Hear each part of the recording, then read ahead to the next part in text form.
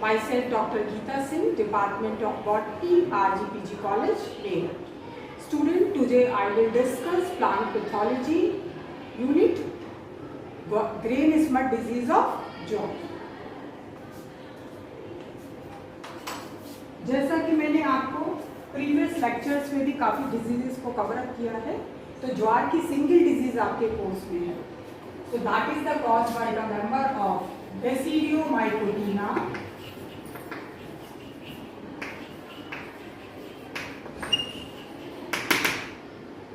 causal organism Sphaerotheca sorghum.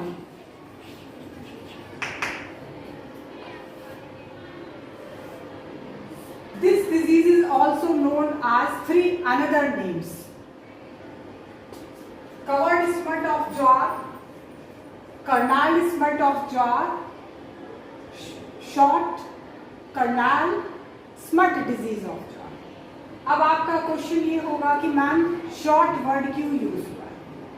जैसे कि gun से आपके बुलेट को हम आपकी बॉडी में इंसर्ट होगी तो आप देखते हो उसका एक शेप आता है और उसको आप नोटिस करिएगा, that is somewhat like that. इसी तरीके से आपको देखते हैं ना कि बॉडी के अंदर ऐसे दिखता है. बुलेट जब अंदर जाती है इसी तरीके का कुछ शेप आता है, हिट करती है. So that is the reason it is known as short smut disease of jaw. Students, किसी भी डिजीज को डिस्क्राइब करने के लिए हम कितने पॉइंट्स में यूज करते हैं? 4 पॉइंट्स, राइट. फर्स्ट है आपका that is the distribution or occurrence, जिसे हम कहते हैं.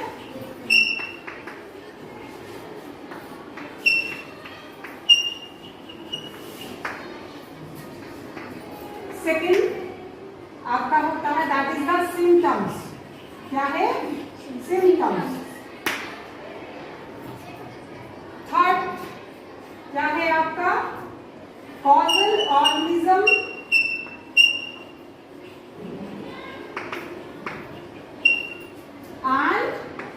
डिजीज साइकिल, जिसमें मैक्सिमम पार्ट को हम डिस्क्राइब करते हैं और लास्ट में हम इसकी रेमेडी के अकॉर्डिंग कंट्रोल को डिस्कस करते हैं. तो first I will discuss grain smut of jaw का डिस्ट्रीब्यूशन डिस्कस करें.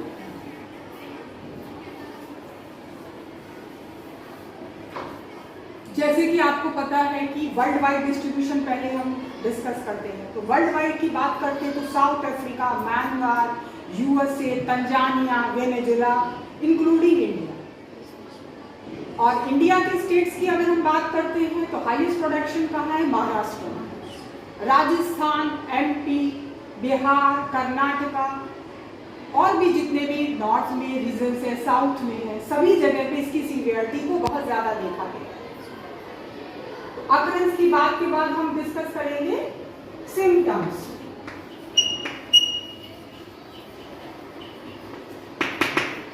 जैसा कि ये क्या है आपकी स्मट डिजीज. क्या है आपकी smut disease? Smut disease student किस पार्ट पे अटैक करती है? Reproductive. Right, reproductive part. That is very important point for smut disease. तो smut attack severely on ovary part, not on anther part. इसमें anther का रोल स्टॉप हो जाता है, सिर्फ ओवरी में ही आपको स्मट की अपीयरेंस को देखा जाता है. और स्मट जो आपके पूरे ही हेड जो आपका इसका होता है, जिसमें कि ओवरी आपके ग्रेन्स मौजूद है, उन सभी पे भी अटैक करता है. एंड सीवियरिटी रेट इतना ज्यादा होता है कि मैक्सिमम 90 ग्रेन्स होते हैं, उन सब में आपके सोरस की प्रेजेंस को देखा जाता है. आप ये देखिए इस तरीके से ये दिखाई पड़ रहा है. हेल्दी और अनहेल्दी जो आपका स्पोर सेट होता है, इसमें बहुत ही आपको वेरी रेयरली वैरायटीज में डिफ्रेंशिएशन समझ में आता है। तो ये आपके सिम्टम्स में स्पोर सेट की प्रेजेंस को देखा जाता है। And the size of this spore set is that is 1/6 to 1/2 inch in length and 1/6 to 1 inch in width. This is the inch measurement. अगर हम मिलीमीटर में बात करते हैं तो that is somewhat 4 to 12 micrometre. Individually हम spore set की अगर स्टडी करते हैं तो ये कुछ इस तरीके से आपको दिखाई पड़ता है। And the lower part of this spore sac is known as the glume, that is unaltered in nature. इस तरीके का इसका शेप होता है और ऊपर पार्ट जो होता है that is known as the sora. जैसे जैसे सीवियरिटी बढ़ती चली जाती है, सिम्टम्स और विजिबल होता चला जाता है and then it will be change in somewhat like that vesicle structure, जिसमें कि आपके elongated columella है which is slender in shape and it is composed of host tissues and fungal mycelium. इसी के साथ यहाँ पे इस शेप को अगर हम देखते हैं तो कुछ कुछ फ्लास्क शेप होता चला जाता है। वेसाइकिल इस तरीके की होती चली जाती है और सोरस के बाहर जो होता है दूसरी प्रेजेंस जो रिपोर्ट की जाती है स्पोर में सबसे ज्यादा आप देखते हैं that is the presence of teliospores. Urediospores नहीं पाए जाते इस पार्ट में, सीधे आप देखते हैं that is the presence of teliospores. तो सोरस के बाहर की तरफ टीरियोस्पोर्स आपको दिखाई पड़ते हैं। तो ये आपके हमने सिम्टम्स की बात करी। अब हम बात करेंगे third, that is the causal organism.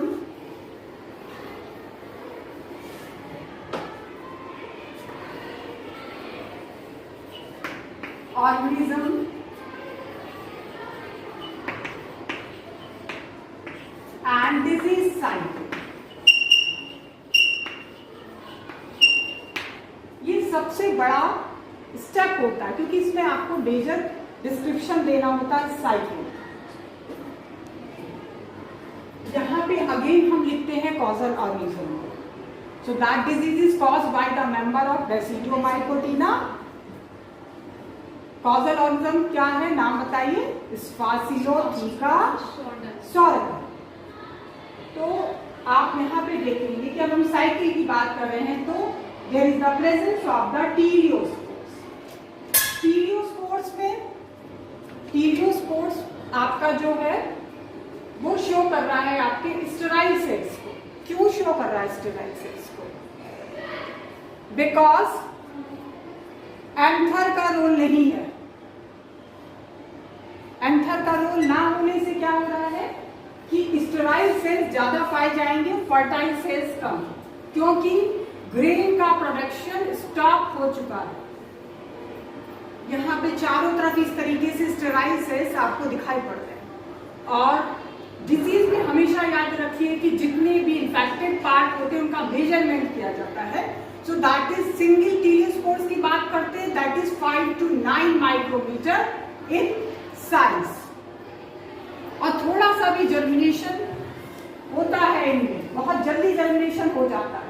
कैसे हो जाता है? क्योंकि नमी मॉइस्चर जैसे ही थोड़ा भी मिलता है तो टीरियोस्पोर्स बहुत ही फ्रीक्वेंटली जर्मिनेट कर जाते हैं। एंड इसमें आपको देखेंगे कि जो जर्मिनेशन हो रहा है, जर्म ट्यूब फॉर्मेशन होगा ही होगा। जर्म ट्यूब फॉर्मेशन होते ही आपके देयर इज द डाइकैरियोटाइजेशन। क्यों डाइकैरियोटाइजेशन वर्ड यूज किया? क्योंकि टीरियोस्पोर्स के बाद आपके डाइकैरियोटाइजेशन मैकेनिज्म भी होता है। तो यहाँ पे डाइकैरियोटाइजेशन से there is the formation of प्रोमाइसीलियम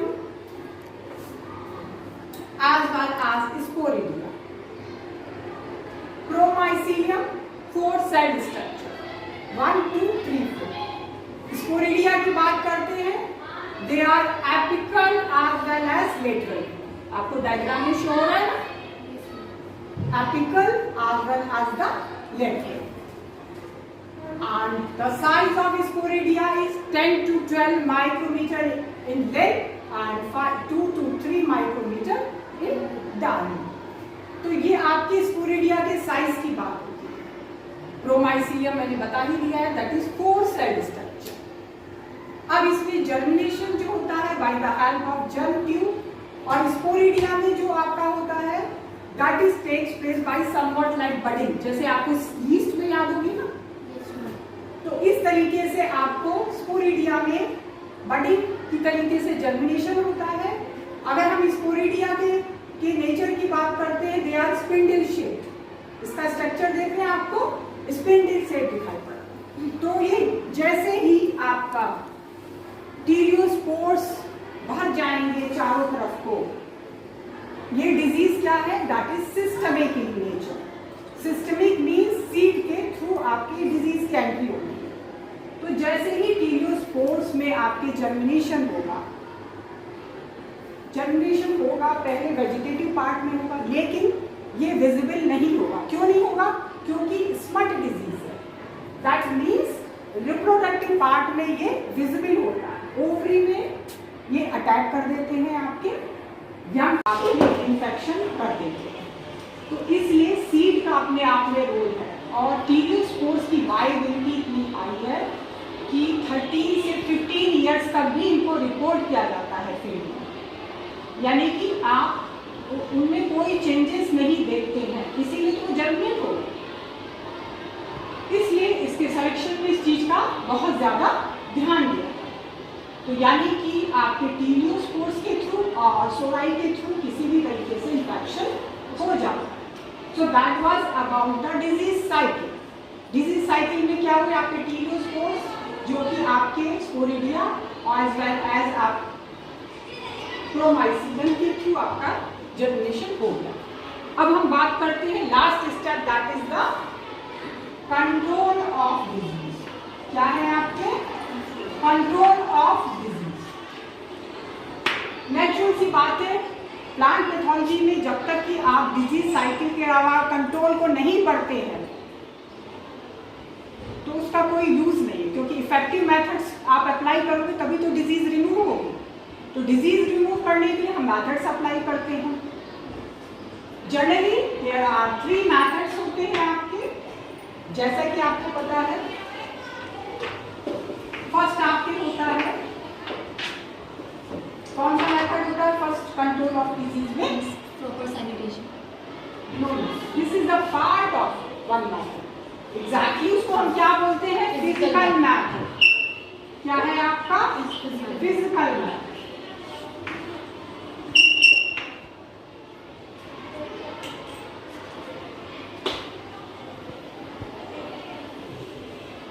और जो आपका सेकंड मेथड होता है that is the chemical method. And third method कौन सा है आपका? नॉर्मल डिजीज में दैट इज द राइट। अब यह आपने बिल्कुल सही बताया, बायोलॉजिकल मेथड। अब हम बात करेंगे कि भाई स्मट जॉ डिजीज में कौन कौन से मेथड्स अप्लाई किए जाते हैं। तो वो आपके फर्स्ट है आपका फिजिकल मेथड। फिजिकल मेथड में आपके सैनिटेशन का ध्यान देना है, क्योंकि टीरियोस्पोर्स की वायबिलिटी बहुत हाई है। एक आपका सैनिटेशन होगा and second the selection of seed. Selection of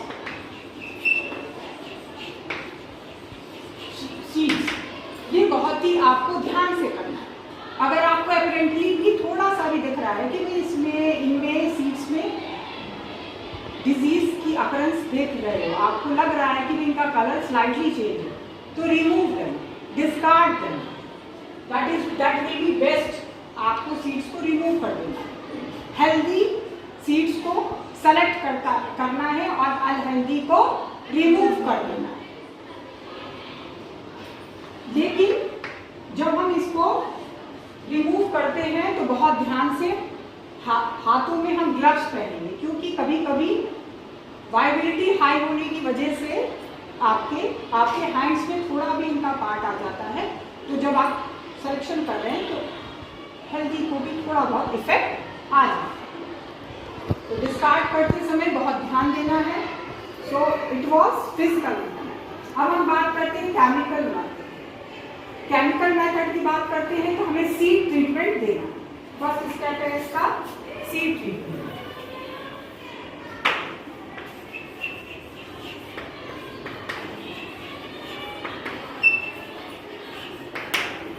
seed treatment के लिए क्या करते हैं हम? प्री सोक करते हैं। प्री सोक करने के लिए हमें सॉल्यूशन की रिक्वायरमेंट होगी। तो सॉल्यूशन जो आपके चाहिए दैट इज समवॉट 0.5%। फॉर्मलिन ये सबसे इफेक्टिव केमिकल है जो आपके यूज होता है। इसमें हम सीड्स को रखेंगे, प्री सोकिंग करते हैं, उसके बाद क्या करते हैं? नेक्स्ट स्टेप क्या? ड्रेसिंग।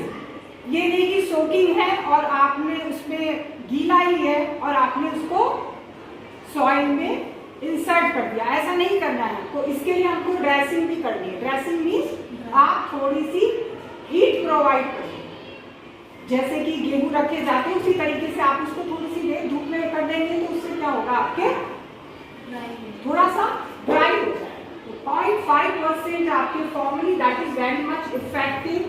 इसके अलावा जो आपके और केमिकल्स यूज होते हैं वो होते हैं आपके organic mercuric compounds, non metallic organic compounds, sulphur dust, thiram, ziram, benlate, Bavistin. These are the certain chemicals which are used to control this disease। लेकिन इनकी अगर हम अमाउंट की बात करते हैं तो दैट इज 0.5 से 0.8% से ज़्यादा हम इसको नहीं लेंगे। ये सारे आपके कंपाउंड्स हैं जो आपने डिस्कस किए हैं। तो इस तरीके से मेथड को हमने डिस्कस कर लिया। लेकिन प्लांट पैथोलॉजी ये भी कहती है कि आपने डिजीज को डिस्कस किया लेकिन उसके बाद इसको हम फिर भी आ रही तो क्या किया जाए? तो हमें अपने फील्ड के लिए डिजीज क्या करते हैं हम? डिजीज रेजिस्टेंट वैरायटीज को ग्रो करते हैं ऑलवेज। इसके लिए कौन काम करता है? डिजीज रेजिस्टेंट वैरायटीज कैसे डेवलप होती है? बायोटेक्नोलॉजी तो अब एडवांस है, लेकिन फील्ड के लिए नॉर्मल प्लांट ब्रीडर्स वर्क करते हैं। तो आपके वैरायटीज जो डेवलप करते हैं वो ब्रीडर डेवलप करता है। There are the so many varieties जो आपके हैं डिजीज के अगेंस्ट ग्रो करे जाती। डिजीज रेजिस्टेंट वैरायटीज जो आपके हैं टी नाम से है, आपके T25/1, पीजे के नाम से है, PJ7K, PJ23K, नंदियाल, बेलिचियान, और इसके अलावा SPV नाम से है। किस नाम से है आपके? SPV। SPV की जो आपकी वैरायटीज है 108, 115, 117, 178, 245 and 312। These are the disease resistant varieties which we can grow against this disease। तो आज ये आपके कौन सी डिजीज आपने पढ़ी? Grey smut of jaw. Thank you students.